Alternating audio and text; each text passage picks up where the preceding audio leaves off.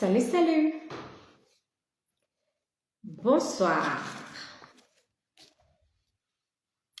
Comment trouver un équilibre entre les pratiques religieuses dans votre relation?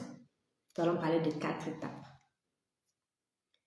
Donc, restez assis, connectez-vous. Partagez également si cela vous parle. Comment trouver, n'est-ce pas, un équilibre entre les pratiques religieuses dans votre relation? Voilà. Je vais faire la partie commune là.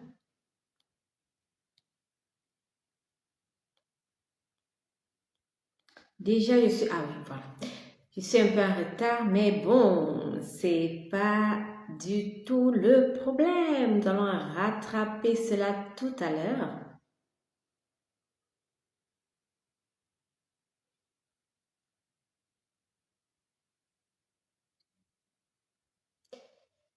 Voilà. Bien, sans plus tarder, nous allons commencer. Salut, salut, salut, salut, bienvenue.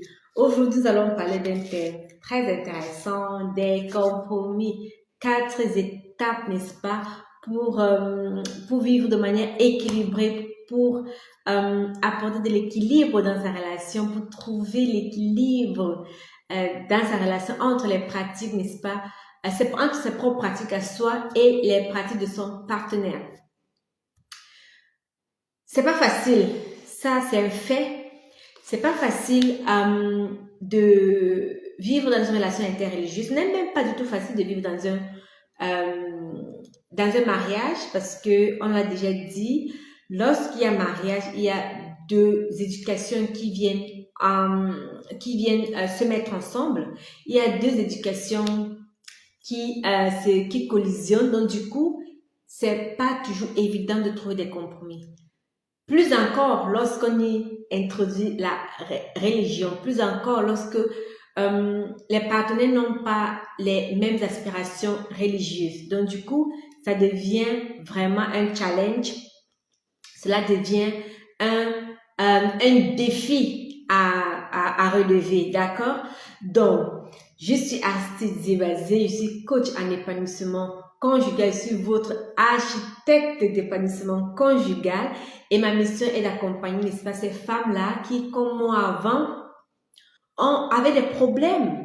Alors, ont des problèmes actuellement. C'est vrai, moi, je n'ai plus ces problèmes-là, mais ma mission est d'accompagner, n'est-ce pas, toutes ces femmes-là qui sont dans des relations interreligieuses et qui aimeraient apporter du punch, qui aimeraient apporter du baume à leurs relations, qui aimeraient booster leurs relations, qui aimeraient avoir beaucoup plus d'harmonie, beaucoup plus de paix en fait, beaucoup plus d'épanouissement dans leur mariage, dans leur relation, malgré cette différence religieuse. Donc, si ce sujet vous parle, c'est au bon endroit. Restez scotchés parce que ça va aller très vite. Voilà, et je vous réserve également aujourd'hui un exercice pratique. Donc, c'est un live théâtre comme ce que je fais chaque semaine. Mais aujourd'hui, nous allons avoir du pratico-pratique. Je vous réserve un exercice juste à la fin, n'est-ce pas, des 4 étapes. Je vous réserve un exercice pratique que vous pourriez, n'est-ce pas, exercer dans votre relation et j'espère recevoir des commentaires, de me dire comment est-ce que vous avez trouvé, comment ça s'est passé, me donner des retours en fait. Donc voilà. Sans plus tarder, nous allons passer au problème. Au problème. Non, le mot problème est peut-être mal à prendre, nous allons passer au défi. Voilà. Parce que le problème, ça fait trop un genre comme si ce n'est pas solvable, mais il peut y avoir des solutions et je vous donnerai des solutions. Mais parlons de quoi est-ce qu'il s'agit? Qu'est-ce qui nous perturbe tant? Qu'est-ce qui vient déranger, n'est-ce pas? Je vais dire quoi? Qu'est-ce qui vient déranger l'ordre de notre écosystème conjugal? Alors, Vous savez, euh, les pratiques religieuses peuvent parfois être, je veux dire, source de tension. Ça peut être source de tension. L'un des partenaires peut se trouver contraint de renoncer son soi, de renoncer en fait son identité, on verra ça plus tard. Il peut être contraint de renoncer ses propres pratiques pour adhérer, pour épouser celle, n'est-ce pas, de son partenaire. Ou encore, ces pratiques peuvent pousser à des incompréhensions répétitives dans le couple, ce qui également pourrait entraîner des conflits. D'accord? Donc, on pourra quitter de la phase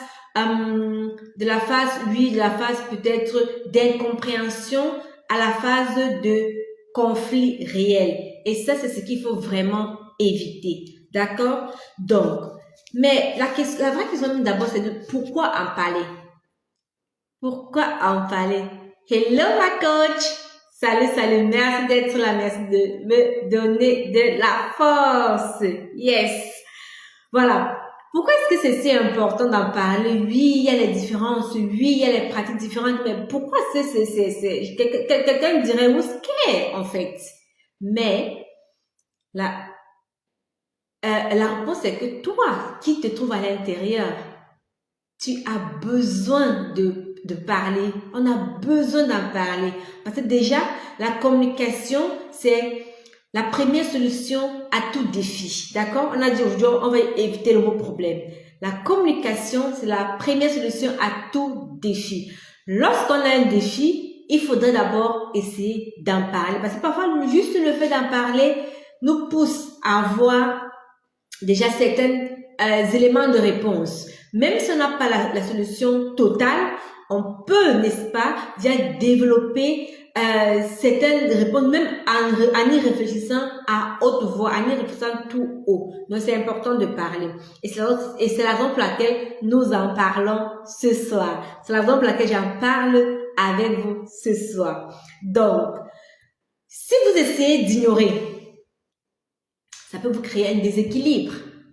Parce que, comme je l'ai dit, les pratiques religieuses font partie en fait de notre identité.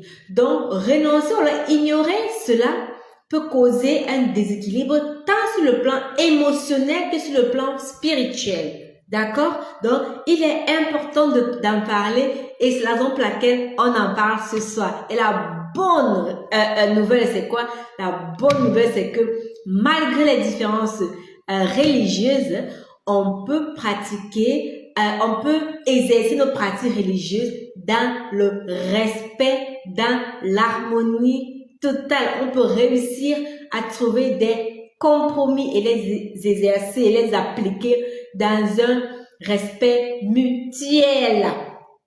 Alors, c'est la raison pour laquelle nous allons directement passer au but même en fait de ce live, je dirais, les 4 étapes que je vais partager avec vous. Yes. Voilà. La première étape déjà, serait la communication ouverte et honnête. D'accord?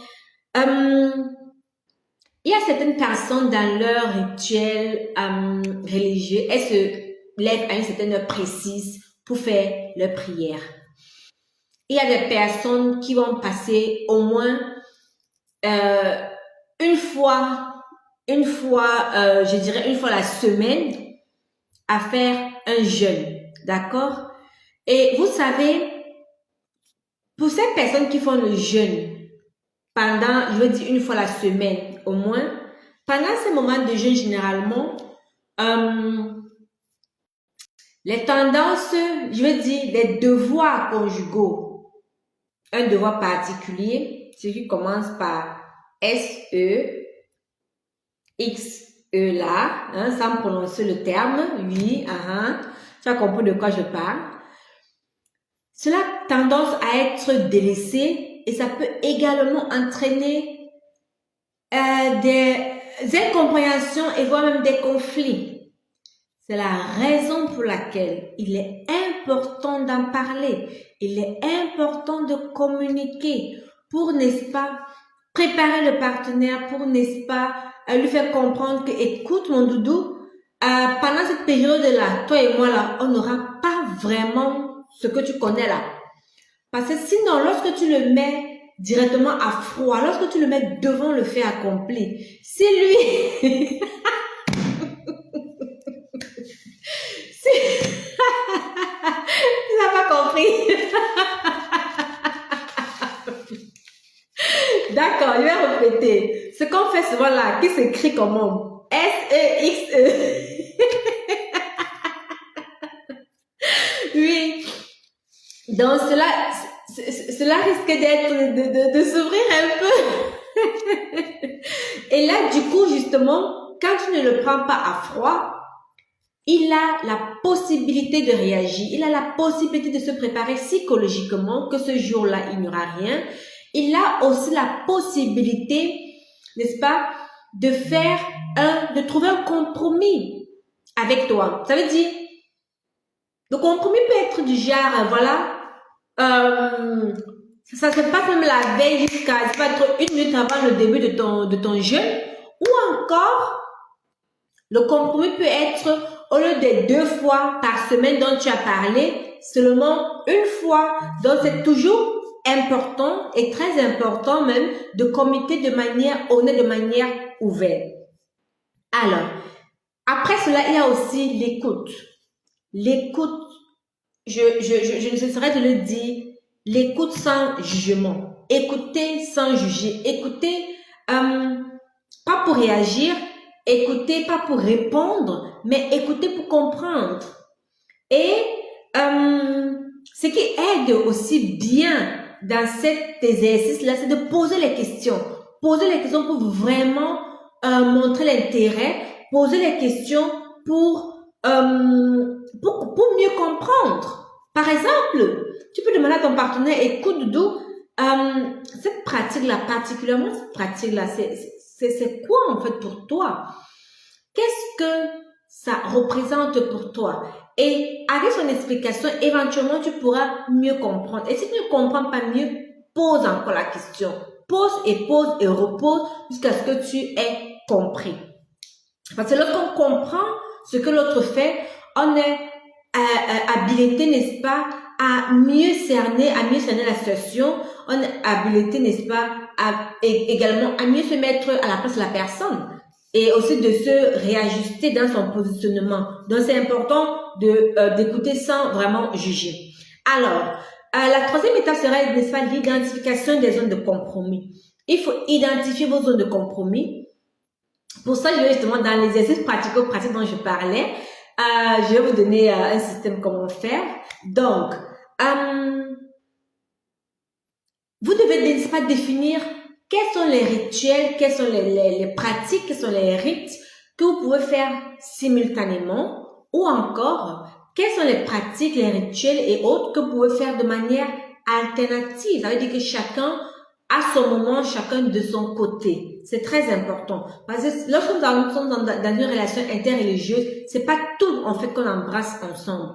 On respecte naturellement la foi de l'autre, on respecte les pratiques de l'autre, mais cela ne voudrait pas dire que on épouse cela. Et c'est justement ce que je dis dans le compromis. Le compromis n'est pas là pour t'oublier toi. Le compromis n'est pas là pour te perdre toi. Le compromis est là pour trouver le juste milieu. Alors, essayons de trouver ce juste milieu-là lorsque nous sommes, n'est-ce pas, dans un cadre interconfessionnel. Et encore, il faudrait trouver également un espace, en fait, dans la maison, oui. Où est-ce que je peux peut-être faire ma petite prière sans être dérangée? Où est-ce que je peux peut-être, je sais pas trop, si je mange par exemple du porc, où est-ce que je peux, avec quel ustensile est-ce que je peux peut-être préparer mes repas sans que, n'est-ce pas, l'assaisonnement du porc préparé avec d'une nourriture, d'un repas intérieur, n'est-ce pas, vienne, je vais dire, entre parenthèses, je dis quoi? Je n'ai pas envie de dire, viennent en fait gâcher, n'est-ce pas, gâcher la sainteté, je dirais comme ça, de mon repas, d'accord? Donc, ce serait très embêtant, n'est-ce pas, très embêtant pour la personne, parce qu'elle va trouver que, oh, sa nourriture est polluée, et voilà, elle risquera de passer la journée affamée, ce qui n'est pas le but. Bon, après nous avons, n'est-ce pas, la quatrième étape. La quatrième étape qui est la création des traditions communes. Il est vrai que nous avons chacun nos traditions.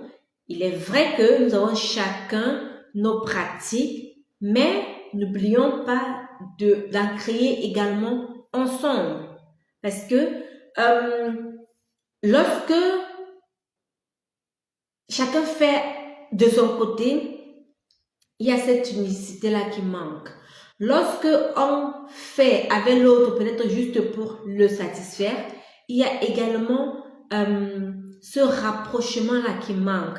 Donc, si vous êtes dans ce genre de situation et que vous remarquez en fait que, voilà, malgré tout, il y a quand même cette distance émotionnelle qui s'est créée, essayez, n'est-ce pas, de créer vos propres traditions à vous.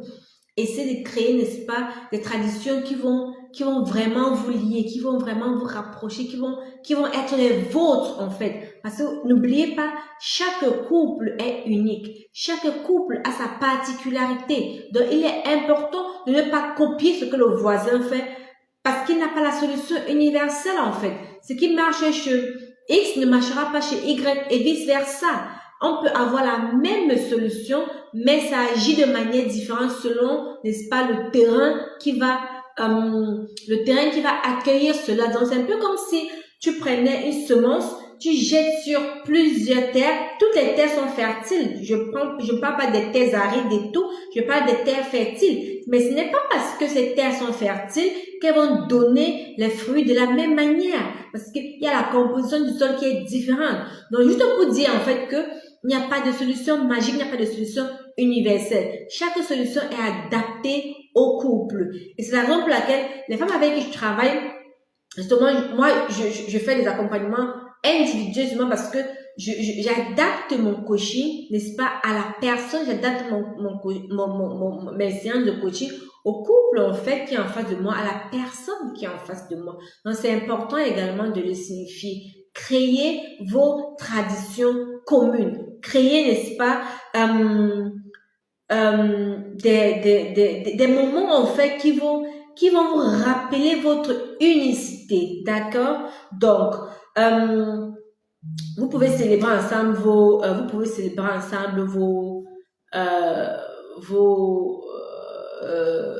des fêtes religieuses, par exemple, mais tant que ça ne compromet pas vos valeurs morales, ça ne compromet pas votre éthique, ça ne compromet pas votre vie, tant que votre vie n'est pas en danger, par exemple votre santé, etc. Donc, vous pouvez tout faire, d'accord? Bon, là maintenant, on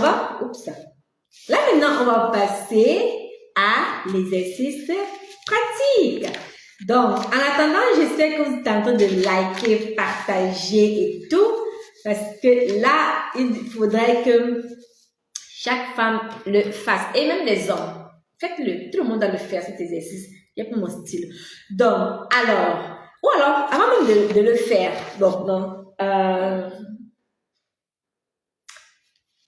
oui, on fait un petit récapitulatif, d'accord? Comme on a dit, les 4 étapes pour trouver l'équilibre entre les pratiques religieuses dans un mariage ou alors dans une relation interreligieuse. C'est d'abord la communication. La communication ouverte et honnête, l'écoute sans jugement. La 3e serait l'identification des zones de compromis. Et la 4e, ce sera créer des traditions communes. D'accord? Ok. Bien. Maintenant qu'on a fait le récapitulatif, on peut maintenant passer à l'exercice pratique. Voilà. Alors, prenez votre feuille. Prenez une feuille. Prenez une feuille. Prenez une feuille et faites 2 colonnes. D'accord? J'ai ma feuille. Prenez une feuille et faites 2 colonnes. J'espère que c'est fait. Je n'ai pas envie d'aller assez vite, assez rapidement pour que vous puissiez suivre sans devoir revenir tout le temps sur la vidéo. Voilà. Donc, je suppose que chacun a pris sa feuille et son stylo. D'accord? Voilà. Donc, sur la feuille, faites 2 colonnes. Les colonnes sont faites. Dans la première colonne, prenez la peine d'écrire vos pratiques religieuses. Écrivez tout ce que vous faites comme pratique religieuse. Ou alors les plus importantes. C'est que vous écrivez tout. Vous pouvez après même numéroter par plus important. Le 1 c'est le plus important, le 3 c'est le moins important. Mais écrivez d'abord, faites un listing de toutes vos pratiques religieuses. Dans la première colonne. Bon, maintenant que c'est fait, regardez votre partenaire. Invitez-le au jeu. Demandez-lui justement dans la deuxième colonne d'écrire également ses pratiques religieuses à lui. Il a écrit. C'est bon. Ça veut dire, première colonne, vous avez écrit vos pratiques religieuses. Deuxième colonne, vous avez écrit ses pratiques religieuses à lui. Alors, maintenant, après, un troisième point, asseyez-vous et discutez ensemble. Je vais te demander, hein? Et puis quoi encore? On écrit, et puis ça sert à quoi en fait, cet exercice? En fait, le but c'est de pouvoir identifier, comme on l'a dit dans les 3 étapes. À la troisième étape, on a parlé d'identifier les zones de compromis. Et justement, cet exercice va vous aider à identifier ces zones-là. Donc, lorsque vous vous asseyez, lorsque vous avez rempli, n'est-ce pas, cette feuille avec votre tradition religieuse d'un côté, celle, n'est-ce pas, de votre conjoint de l'autre, vous allez vous asseoir ensemble et vous allez discuter de manière respectueuse. Vous allez discuter. J'ai, dans mon livre 2 chemins, un destin, justement, je parle dans ma méthode, n'est-ce pas, de la pratique, de comment communiquer avec respect et tout. Donc, si vous le voulez bien, voilà, dans la méthode, c'est là. Mais c'est disponible, hein, c'est disponible. Si vous le voulez, voilà.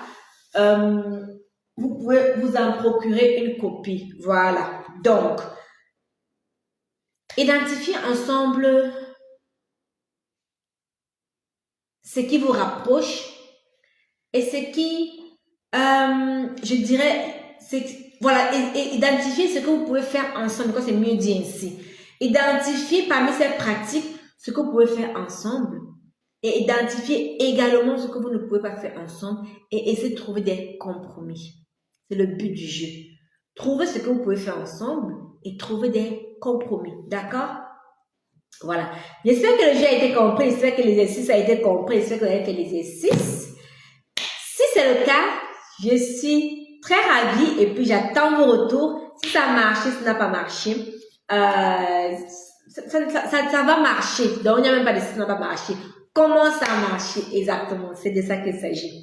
Comment ça a marché?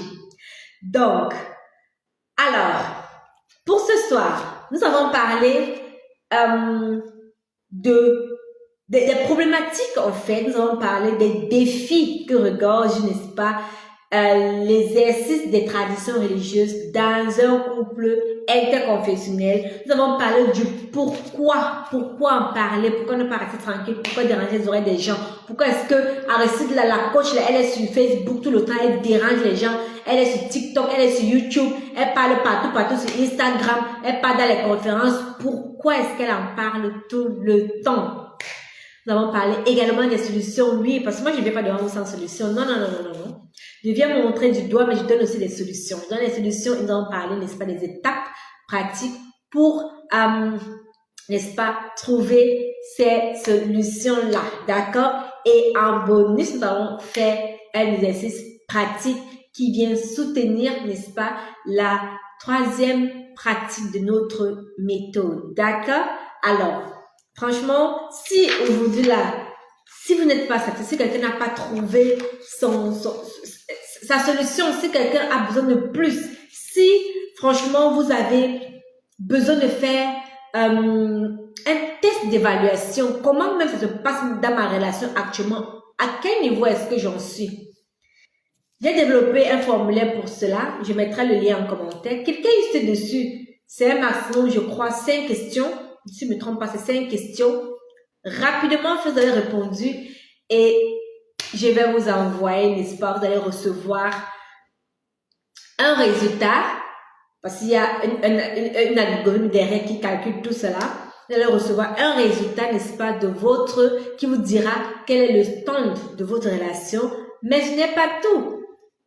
Après le résultat, on vous donne également des stratégies, comment, n'est-ce pas, améliorer un peu plus votre harmonie dans le couple. Est-ce que ce n'est pas simplement parfait, c'est pas génial? D'accord. Donc, n'hésitez pas, hein, faites signe, je suis là, votre coach, n'est-ce pas, est là, votre architecte d'épanouissement conjugal. Voilà. Alors, comme d'habitude, nous allons remercier le Seigneur parce que franchement, je ne peux rien sans Dieu dans ma vie et je me le souhaite pour vous, vous là qui me suivez aujourd'hui, vous là qui me suivez chaque jour. Je souhaite vraiment que Dieu soit le centre de votre vie, que Yahweh soit le centre de votre vie, que Jésus-Christ soit le centre de votre vie. Alors pour cela, je vais le remercier tout simplement. Je vais dire merci Papa, merci Yahweh parce que tu as permis qu'aujourd'hui, je puisse, n'est-ce pas, donner ces étapes pratiques au Père Saint pour trouver des compromis, pour trouver des solutions, n'est-ce pas, à comment gérer les rites traditionnels, les pratiques religieuses, n'est-ce pas, dans un couple interconfessionnel. Au Père très saint, viens toucher nos cœurs, apprendre, on a parlé de communication ouverte, on a parlé au Père très saint d'écoute active, apprendre à écouter, apprends-nous à poser les bonnes questions, dispose nos cœurs, oh Yahweh, dispose nos cœurs. Je te dis merci Papa, merci pour la santé et merci pour ces femmes-là qui vont écouter ce message, qu'elles soient bénies au nom de Jésus, que leur relation soit bénie, alléluia, amen, voilà. Nous sommes arrivés à la fin de ce live, j'espère que vous avez vraiment beaucoup de pépites, que vous avez fait le jeu avec l'exercice. Là, vous pouvez mettre pause, faire d'abord l'exercice avant de continuer avec votre conjoint et me revenir quand je l'ai dit, d'accord? Et surtout, n'oubliez pas votre formulaire d'évaluation conjugale, d'accord? Ok, bon, on se dit au revoir et à la semaine prochaine. Bye bye!